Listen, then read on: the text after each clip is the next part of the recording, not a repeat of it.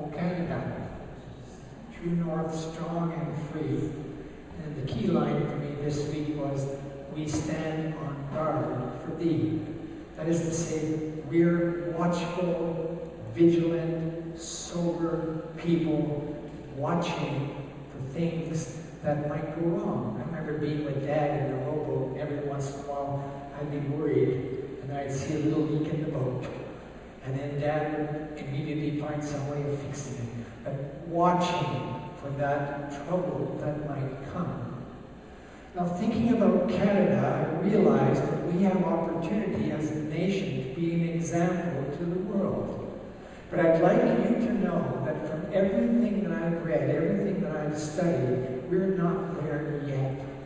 We may have been at one time, but I don't think so.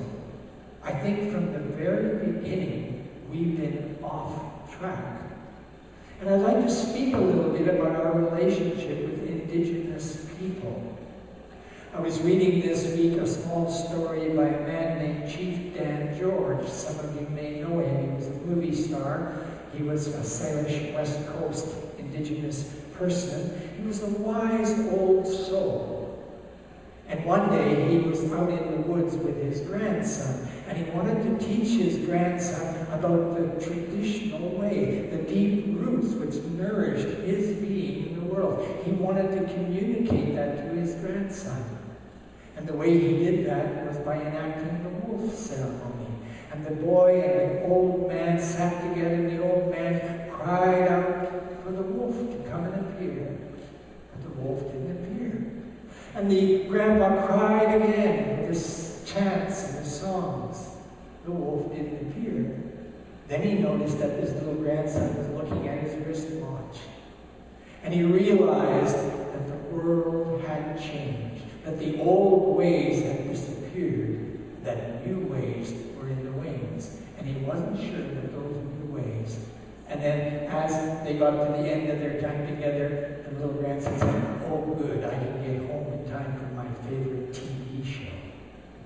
Two worlds, the Indigenous traditional world and the new world which was imposed on those indigenous people, and also that new world which has shaped us and which we might want to examine.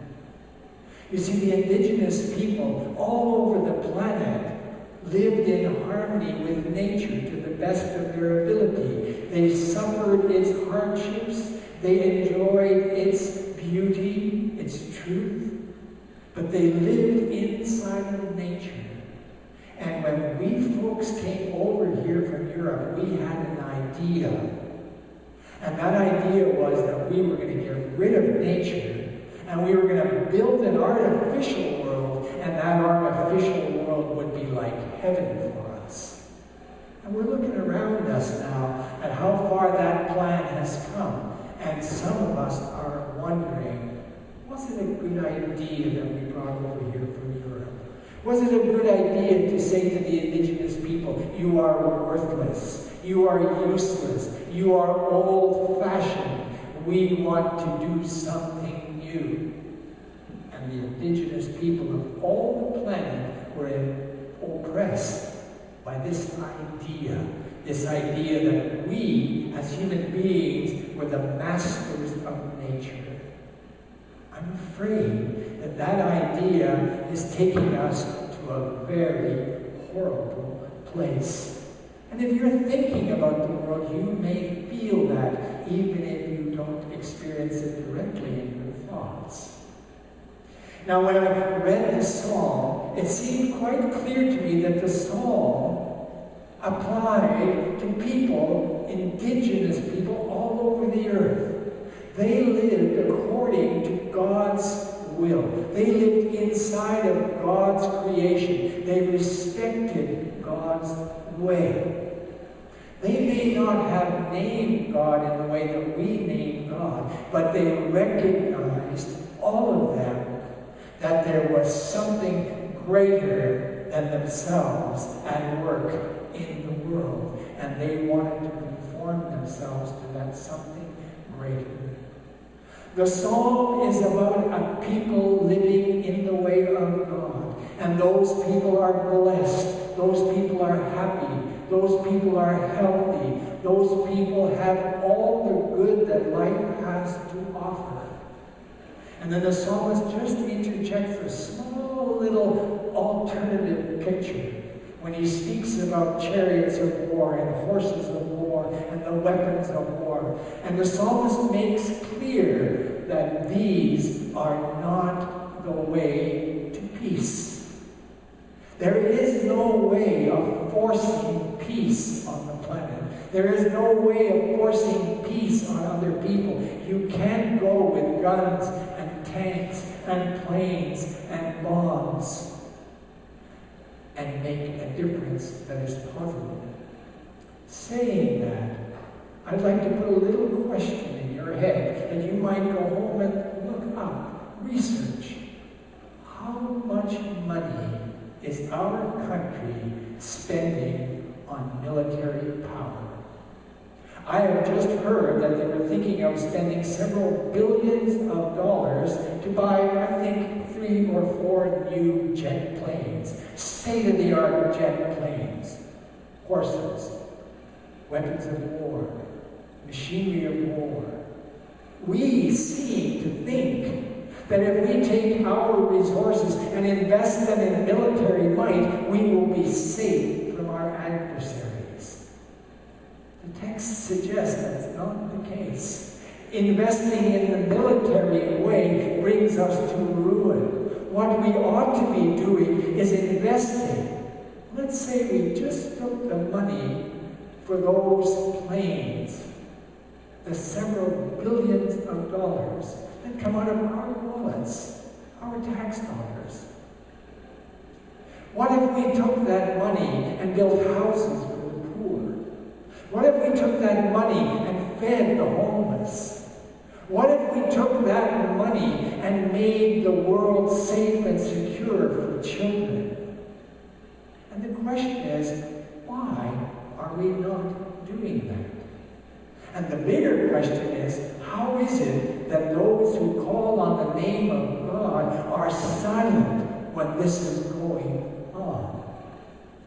The psalm is about a good life, and in the middle of it, it says that a good life cannot be obtained by military power.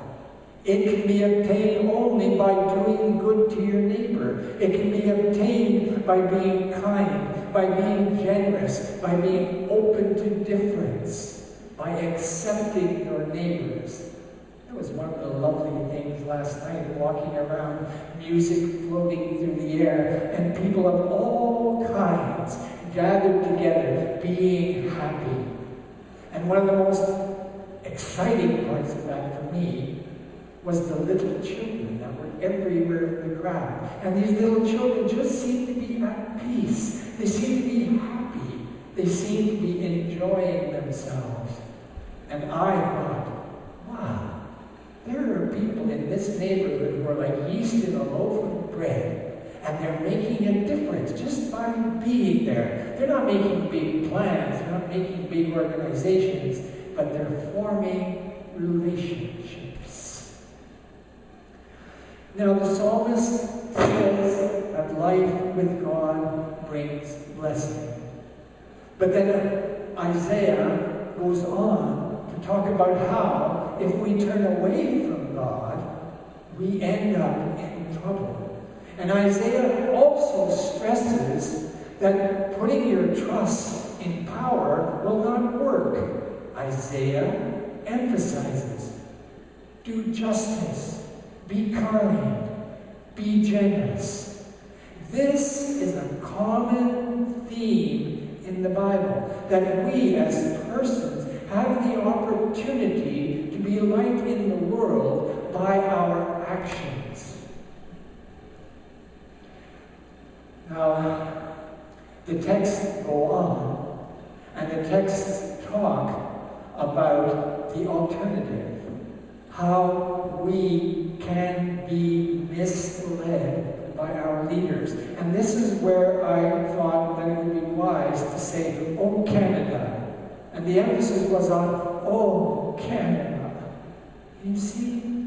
Why are we pursuing power? Why are we pursuing material advantage? Why are we neglecting our spiritual roots? Why are we not learning from our indigenous friends and neighbors about how to live in nature, with nature, so that nature will be blessed, and when nature is blessed, we are blessed. We are natural creatures. Carl Jung, a psychologist, spoke about neurosis. Neurosis being a sickness of the mind that leads to destruction. One of the symptoms of mass neurosis is what we have been listening to in the news a little while ago. Young men everywhere are getting totally frustrated. They are totally lost. They are totally feeling that power is being abused. And they are thinking, why shouldn't I just use power? And young men all over North America are beginning to take guns and use them to kill people. That's a sign of the deep sickness in our culture. That's a sign of the deep sickness in our society. Luke wants us to turn away from the way of the world, to embrace the way of God. And the way of God is not the way of power. It is the way of influence. It is not the way of weapons. It's the way of spirit.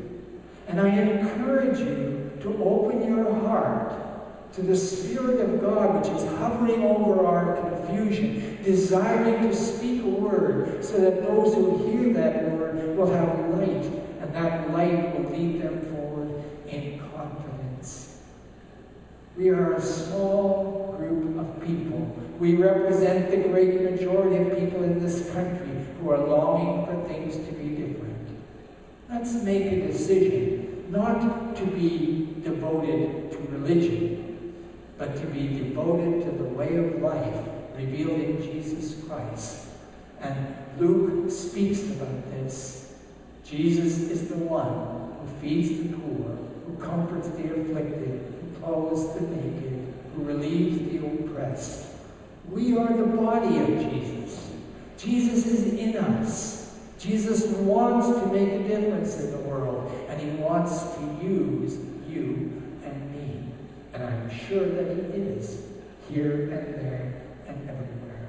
I'm excited about what is happening in this church, what is happening in this neighborhood, and who knows, someday we might say to Canada, follow us. We got a way, it's different, but it's a good way. It's the way of neighborliness. You shall love the Lord your God with all of your heart, all of your soul, all of your mind, all of your strength. And you shall love your neighbor just like you love yourself. Amen.